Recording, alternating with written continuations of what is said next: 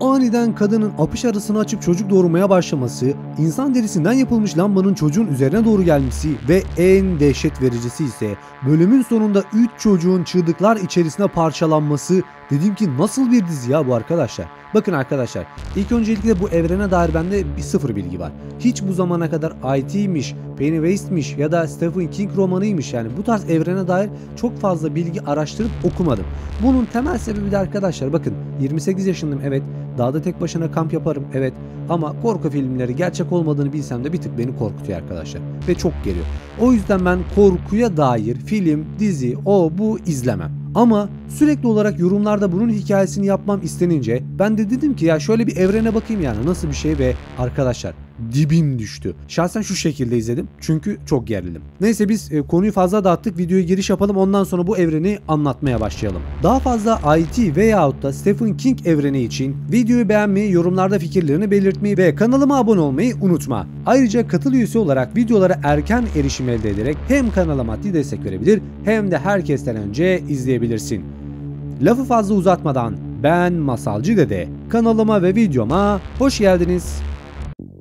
İlk öncelikle arkadaşlar Matty karakterini tanıtalım. Kendisi oldukça fakir bir karakterdir. Zaten yüzünden gözünden anlaşıldığı üzere gariban, yani gariban bir arkadaşımız. Kendisi kaçak olarak girdiği sinema salonundan çıktıktan sonra o soğuk kış gününde arabalara otostop çekmeye çalışır. İlk araba almaz, ikincisi alır, ancak sorun şudur: aile acayip gariptir. Başlarda ben ailenin oldukça normal ve sevecen bir aile olduğunu düşünmüştüm. Fakat birdenbire garip bir şekilde şarkı söylemeleri, kızın o tuhaf bir kutu açıp içerisinde ne olduğunu bilmediğim, artık karaciğer midir, kan mıdır, ne olduğunu çözemediğim şeyi, böyle jölemsi şeyi koklaması, sonrasında tuhaf tuhaf davranmaya başlamaları, daha da korkuncu kadının karnını açıp içindeki şeyin hareket ettiğini göstermesi ve en sonunda kadın apış arasını açar ve içinden bir şey fırlatır arkadaşlar. Yani o sahneyi o arkadaki çocuk gibi izledim, yani o kadar gerildim ve ne olduğunu anlamadım. Sonrasında o çıkan artık gulyabani yaratık, iblis, ne olduğunu bilmediğim bebek, kanatlı bebek bu arada, İlk önce sağa sola uçar ve sonrasında çocuğa odaklanır ve ona saldırır ve bölüm asıl şimdi başlar. Şimdi karakterleri tanıtmakta fayda var. Bu ana hikayenin sanırsam üzerinde dönecek 4 farklı karakter var. Birincisi Lily. Kendisi delidir. Neden deli olduğunu şöyle söyleyeyim. Babası maalesef ki konserve turşu fabrikasında makineye sıkışıp öldüğünden kaynaklı bir süre terapi görmüş. Sanırsam 1 yıl kadar. Diğer bir karakter ise Phil adındaki karakterdir. Kendisi oldukça büyük bir hayal dünyasına sahiptir ve özellikle uzaylıların genital organlarından bir tür sondaj yapıp bilgiler edinmeye çalıştıklarına dair bir inanışa sahip. Ve diğer bir karakter ise Teddy. Kendisi bir Yahudidir. Özellikle 2. Dünya Savaşı dönemlerinde kaçan Yahudilerden bir tanesidir. Ve 3. karakterimiz Ronnie. Kendisi aslında ilk sahnelerde gördüğümüz kızın ta kendisi. Yani Matty'yi görüp salon görevlisini şikayet etmeyen, iyiliksever olduğunu düşündüğüm kızın ta kendisidir. Şimdi olayın aslında gidişatı Lily ile başlamakta. Lily bir gün duş almaya çalışırken ve aynı zamanda Matty'yi düşünürken, aradan çünkü 4 aylık bir süre geçmiş ve Matty'nin kaybolduğunu, yani bırak cesedini bulmayı, ne olduğunu bile çözememişler. Onu düşünürken birdenbire lavabonun altında, daha doğrusu küvetin altından, borulardan ses geldiğini duymaya başlar ve özellikle ızdırap ızdırap ızdırap diye ona seslenir. Bu şarkının akabinde Matty'nin Lily'ye seslendiğini duyar ve Lily ile konuşmaya başlar. Lily onu kurtaracağım diye bağırırken hayır, buna izin vermezler diyerekten sahne biter. Sonrasında Lily acaba ne yapsam diyerekten Teddy ve Phil'in yanına gelir. Çünkü ikisinin onun arkadaşı olduğunu düşünürler. Sorun şu ki ikisi de onu umursamazlar bile. Başlarda o kadar çok hayal dünyasına sahip olsa da Phil bu duruma inanmaz. Ancak Teddy belki de olabilir diyerekten onu kurtarabilmek için üçlü bir araya gelir. Sonrasında araştırma yaparlarken sinema salonunda olduğunu, en son orada görüldüğünü anlarlar ve o sinema salonunu araştırmaya başlarlar. Sonrasında 4. karakterimiz Ronnie karakterine ulaşırlar. Aslında sorun şudur: Lily'nin duyduklarını Ronnie de duymuştu ve böylelikle 4 kişilik bir ekip halinde Matty'yi aramaya başlarlar. Başlarda bunun bir şarkı olduğunu anlarlar ve şarkının hangi filme ait olduğunu araştırarak bulurlar. Filmi açıp izlediklerinde bir de ne görsünler? Metin ta kendisi şarkının içerisinde ve etrafta o şarkıyı söyleyen bir sürü insan var. Matty'nin elinde ise bir bebek var. Tüm herkes şarkı söylerken Matty aslında sadece ekrana bakar. Lily ve diğer arkadaşlar onun Matty olduğunu anlayıp ona seslenmeye çalışırlar. Sonra yavaş yavaş bebekle beraber Matty ekrana yaklaşır. Sonrasında onu kurtaracaklarını söyleseler de Matty der ki hayır. Çünkü buna siz sebep oldunuz diyerek bebeği salıverir üstüne. Arkadaş küçücük bebek kocaman olur ve diğer çocuklara saldırmaya başlar. Bakın hadi anladım. Philly'yi öldürdü. Teddy'yi de öldürdü. Çünkü bunlar yalancıktan arkadaşlık yapıp onu böyle umursamadılar. Phil'in kardeşine niye yani siz saldırıyorsunuz? Ben onu anlamadım yani. Onun bir suçu yoktu.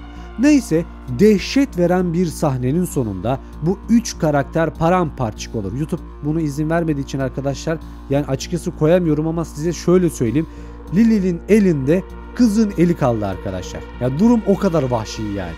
Neyse Ronnie ve Lily ne olduğunu anlamaya çalıştıkları esnada Lily bir şekilde o sinema salonundan çıkar ve Ronnie ile buluşurlar. Ronnie tabi dehşet içerisindedir çünkü yaratığın kendisi aslında onun da peşindedir. Şimdi arkadaşlar ben bu sahneden sonra bu bebeğin ne olduğunu araştırmaya koyuldum. Çünkü özellikle Stephen King evrenine veya bu Pennywise mitolojisine hakim olmayanlar için bu ne biçim bebek demiş olabilirsiniz. Ama olay şuymuş arkadaşlar. O doğan şey bildiğimiz biyolojik bir bebek değilmiş. O saf kötülüğün yani IT dediğimiz fiziksel dünyaya ilk giriş biletiymiş. Araştırmalarıma ve teorilerime göre Matty korkularının ve o ailenin sapkın ritüellerinin birleşimiyle doğmuş bir avatardır. Bir kere Matty ile bağlantısı şudur arkadaşlar. Direkt ben Matt diyeceğim. Sadece rastgele bir kurban değildir. O bir taşıyıcı, bir ebedir. Bebek doğduğunda doğrudan ona saldırıyor. Çünkü Matt içindeki o derin umutsuzluk, o garibanlık ve korku bu varlığın en sevdiği besin kaynağıdır. Bebek Matt'i ele geçirerek veya onunla bir bağ kurarak bu dünyada kalıcı hale gelmeye çalışıyor. Matt onun insani çapası. İblis formuna gelecek olursak da yani o kanatlı formu, özellikle ucube bebek formu Pennywise'in gerçek formu olan örümcek formuna bir göndermedir. Dikkat ettiyseniz uzuvları orantısız. Bu varlık henüz şekil değiştirmeyi tam olarak öğrenememiş. Ham bir yiyici. Büyüdüğünde de çocukların korkularına göre şekil alacak olan o kozmik palyançonun henüz maske takmamış en vahşi halidir. Ve gelelim ölüm ışıklarına. Bebek Matt'in kucağındayken Matt'in gözlerindeki o donukluk işte o an ölüm ışıklarına baktığı andır. Ruhu çoktan emildi. Geriye sadece o varlığa hizmet eden bir kabuk kaldı.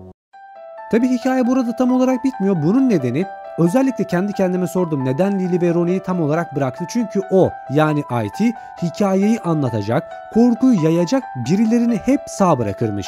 Onların korkusu onun bir sonraki yemeği olacaktır. Sonuç olarak arkadaşlar bu izlediğim şey bir başlangıç hikayesi olarak muazzamdı ama bir o kadar da mide bulandırıcıydı. Matt artık yok. O artık Pennywise'in bir kuklası. O bebek ise büyüdü ve kasabanın kabusu olmaya hazır. İkinci bölüm gelir gelmez videosunu yapacağım arkadaşlar. Çünkü bu hikaye burada bitmez. Siz ne düşünüyorsunuz? Matt haklı mıydı? Arkadaşları onu yalnız bıraktığı için bunu hak ettiler mi? Yorumlarda teorilerinizi bekliyorum. Hepsini tek tek okuyacağım. Bu tarz korku gizem evrenlerini deşmemi istiyorsanız videoyu beğenmeyi, abi arkandayız demek için de kanala abone olmayı unutmayın. Ben Masalcı Dede. Bu karanlık masaldan şimdilik bu kadar. Kendinize iyi bakın. Gece yatağınızın altına bakmayı unutmayın.